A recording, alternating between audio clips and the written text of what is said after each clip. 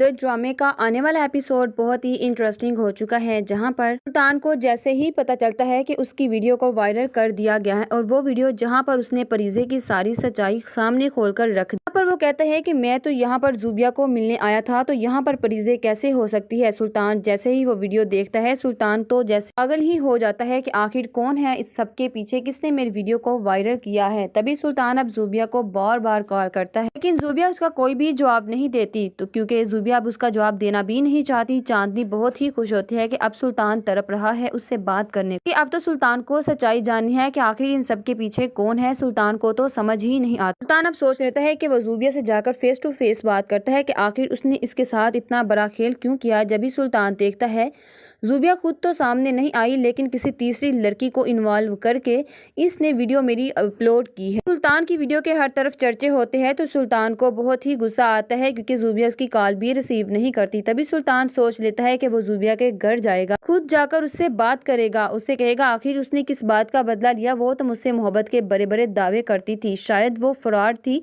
और उसने मुझे जानबूझकर परीजे के साथ मिलकर फंसाने की कोशिश की है। अभी सुल्तान जैसे ही जाता है ज़ूबिया से मिलने उसके घर, तो वो देखता है कि वहां पर तो ताला लगा हुआ है। ये देखकर अब सुल्तान कहता है कि ये कैसे हो सकता है कि यहाँ से ज़ूबिया अपना घर ही छोड़कर चली गई हो, मैं ऐसे ढूंढकर ही रहूं। फिर वो कॉलोनी के गार्ड से पूछता है कि यहाँ पर जो ज़ूबिया नामी लड़की रहती थी वो कहाँ पर गई है। ये बात सुनने के बाद तभी गार्ड बताता है ना तो यहाँ पर कोई ज़ूबिया नामी लड़की रहती है और ना ही इस घर में किसी की रहाइश है, क्योंकि यहाँ पर रहने वाले लोग अमेरिका में रहते हैं, कभी कभार वो आते हैं। ये बात सुनने के बाद सुल्तान कहता है कि सबसे बड़ा धोखा ये कि उनका अपना जाति घर भी नहीं था, जरूर ये परीजे और ज़ूबिया की कोई चाल थी। लेकिन सुल्तान को ये भी नहीं पता कि चांदनी है वो उसका असल नाम ज़ूबिया भी नहीं। तभी सुल्तान सोच लेता है कि मैंने ओपन हाउस में उस लड़की को देखा था, यकीनन वो ही लड़की है जिसने मुझे फंसाने की कोशिश की है। तभी सुल्तान ओपन हाउस चला जाता है, तभी देखता है कि चांदनी वहां पर है, लेकिन चांदनी तो अपनी असल हालत में है, क्योंकि वो चांदनी और उस चांदनी बहुत ही फर्क था, क्योंकि वो ज़ूबिया थी और ये चांदनी। तभी सुल्तान जाकर चांदनी से काफी ज्यादा बदतमीजी करता है, कहता है कि तुम्हारा नाम क्या है। तभी चांदनी कहती है कि मेरा नाम तो चांदनी है, लेकिन आप कौन है साहब जी, आप मेरे साथ इस तरह से बात क्यों कर रहे हैं। तभी ज़ूबिया जो बनी होती है वो चांदनी के लहजे में ही बात करती है। सुल्तान को ये देखकर बहुत ही हैरानी होती है कि शक्ल भी एक है, लेकिन इसके बात करने का अंदाज ही अलग है, ये बिल्कुल भी ज़ूबिया नहीं है। तभी सुल्तान कहता है कि शायद ये दोनों एक ही शक्ल की हो, लेकिन सुल्तान को शक होता है। तभी वो कहता है तुमने जो मेरे साथ खेल खेला है वो बिल्कुल भी अच्छा नहीं किया, तुमने ये सब कुछ किसके कहने पर किया है। चांदनी कहती है कि साहब जी आपको क्या हो गया है, आपके साथ मैंने ऐसा क्या कर दिया तो आप अचानक आकर मुझ पर चलाने शुरू हो गए। तभी नौफल भी आ जाता है पीछे खड़ा, ये सब कुछ सुन रहा होता है। सुल्तान को कहता है कि सुल्तान आप यहाँ पर आखिर क्यों इतने गुस्से में, क्यों हमारी मेट के साथ बात कर रहे हैं। ये बात सुनने के बाद सुल्तान कहता है कि नौफल ये लड़की कल कहाँ पर थी। तभी नौफल कहता है कि यह हर वक्त हमारे साथ ही रहती है, क्योंकि इसका अपना कोई भी घर नहीं है। तभी सुल्तान कहता है कि क्या ये लड़की चांदनी कल यहाँ पर मौजूद थी। नौफल कहता है कि जी सुल्तान, इसकी हमें हर वक्त जरूरत होती है, क्योंकि बच्चे कुछ ना कुछ तो क्लास में गिरा ही देते हैं, इसीलिए ये इनका यहाँ पर हर वक्त रहना मौजूद बहुत ही जरूरी होता है। तभी नौफल को कहता है क्या वाकई इस लड़की का नाम चांदनी है। तभी वो कहता है कि मैं इसका मोबाइल चेक करना चाहता हूँ, क्योंकि इसने मेरे साथ बहुत ही बड़ा धोखा भी किया है। ये बात सुनने के बाद चांदनी कहती है कि मेरा मोबाइल, मेरे पास तो कोई भी मोबाइल नहीं है। तभी सुल्तान कहता है कि झूठ मत बोलो, तुमने मुझे बहुत बड़ा धोखा किया है और मुझे धोखे के साथ अपने घर पर बुलाकर तुमने किसी थर्ड पर्सन के साथ तुमने मेरी वीडियो को अपलोड कर दिया है, सिर्फ मेरी शोहरत को खराब करने के लिए। आखिर तुमने क्यों इसलिए किया इस तरह से। तभी चांदनी कहती है कि मैं ऐसा क्यों करूंगी, मैं तो तुम्हें जानती भी नहीं पहले से, न जाने कौन हो साहब जी और जानबूझकर आकर मुझ पर इल्जाम लगा रहे हो। तभी चांदनी जानबूझकर रोने का नाटक करती है और नौफल को कहती है नौफल भाई देखे ना इस शख्स ने मेरे साथ कितनी बदतमीजी की है और आप इनको कुछ भी नहीं कह रहे। तभी नौफल कहता है कि सुल्तान आप इस तरह से हमारी मेट के साथ बात नहीं कर सकते, ये रूल के अगेंस्ट है। तभी सुल्तान कहता है कि मुझे मेरा सबक सिखाने की बिल्कुल भी जरूरत नहीं, लेकिन मैं आप लोगों को एक एक करके देख लूंगा। चांदनी के बारे में सुल्तान को शक तो हो जाता है कि हो सकता है यही लड़की हो, लेकिन ये ड्रामा मेरे सामने कर रही हो। लेकिन सभी सुल्तान कहता है कि नहीं, चांदनी में और ज़ूबिया में बहुत ही ज्यादा फर्क है, इसकी तो टोन भी वैसी नहीं है जैसा कि माहम जैसी कि ज़ूबिया की थी। सुल्तान अब बहुत ही कश्मकश में है, उसे समझ नहीं आ रहा।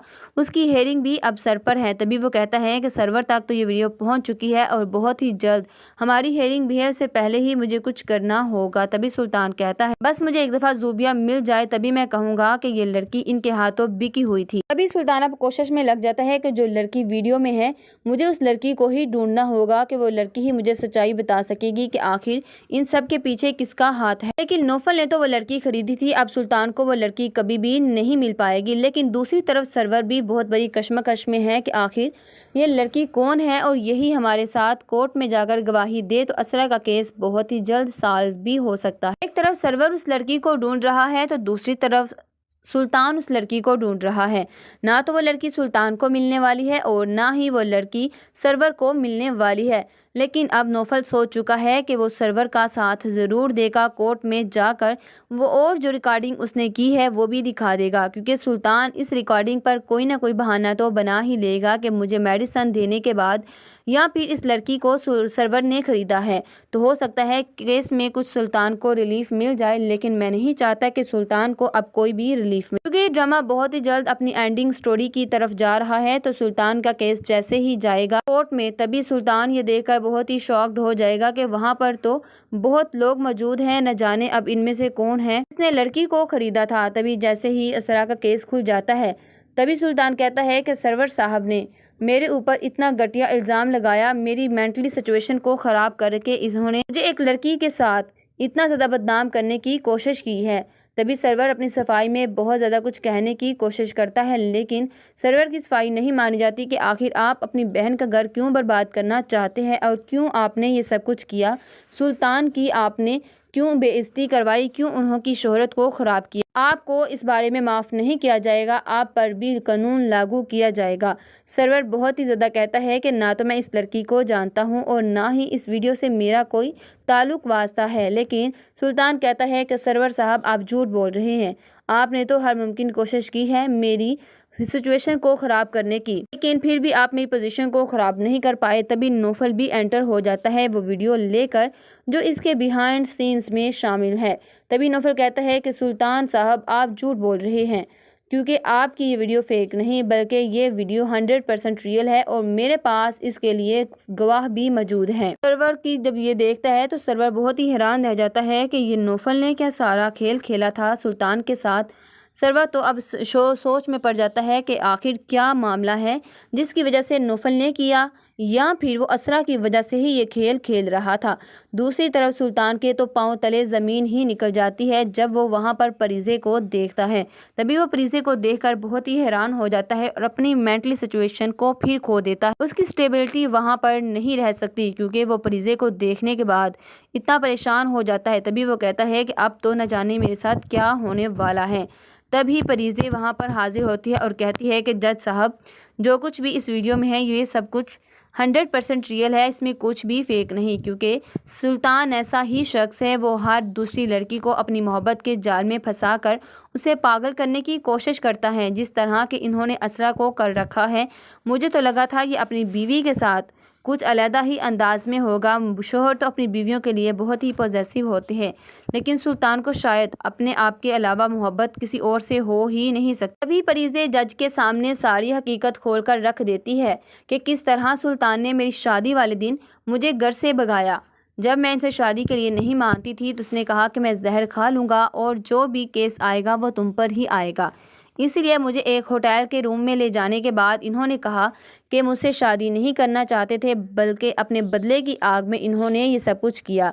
यहाँ तक कि मैं इनके तरले करती रही, उनके पाँव पड़ी कि मुझे यहाँ पर अकेला छोड़कर मत जाओ, लेकिन उन्होंने मेरी कोई बात भी नहीं मानी और मुझे कुछ दिनों के बाद अपनी भी होश नहीं रही थी, जिसके बाद मुझे फिर इन्होंने पागल खाने में दाखिल करवा दी। ये वहाँ पर रोज़ आते थे, इसके लिए मेरे पास एक बहुत ही बड़ा सबूत भी है। वही डॉक्टर जो कि परीज़े का बहुत ख्याल रखती थी, परीज़े उस डॉक्टर को भी अपने साथ लेकर आती है। तभी कहती है कि आप इनसे इनका बयान भी रिकॉर्ड करवा सकते हैं, यकीनन आपको यकीन हो जाएगा।